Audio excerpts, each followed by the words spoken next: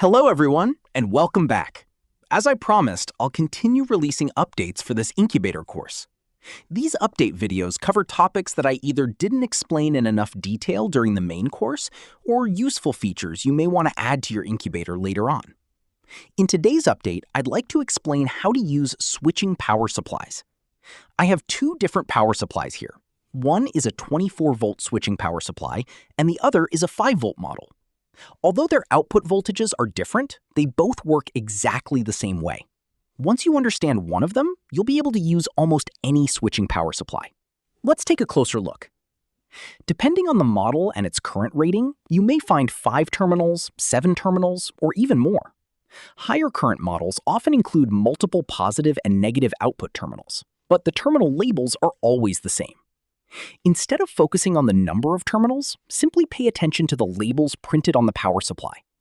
Most switching power supplies include these markings: L, N, ground, V-, V+, and a small adjustment potentiometer labeled VADJ. Let's go through each one. The L and N terminals are the AC input. These are where you connect your 220-volt mains power supply. L stands for line, live, and N stands for neutral.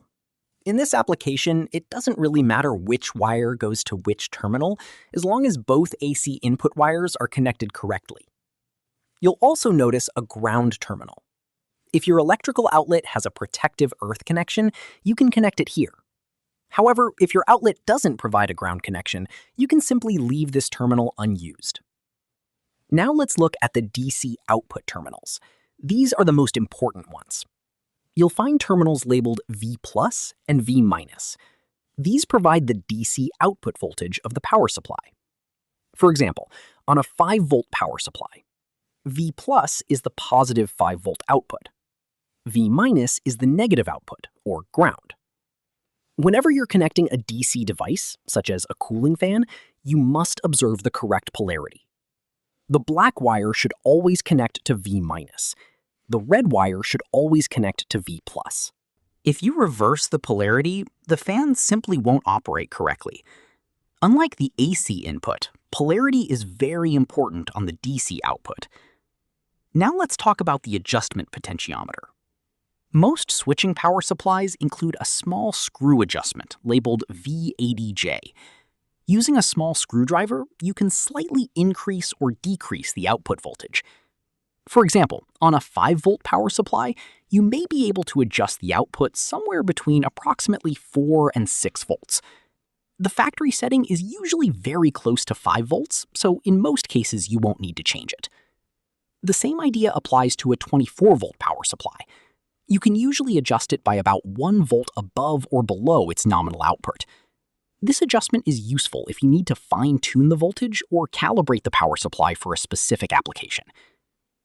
Finally, I'd like to mention one more thing. Some high-current switching power supplies have many output terminals. For example, a 30-amp power supply may include several V+ terminals and several V- terminals. These terminals are all internally connected. They're simply provided to make wiring multiple devices easier. So don't worry if your power supply has more terminals than mine. Just identify the labels: L and N for the AC input, ground for protective earth if available, V+ and V- for the DC output, and VADJ if you need to fine-tune the output voltage. Once you understand these labels, you'll be able to use almost any switching power supply with confidence. That's all for this update.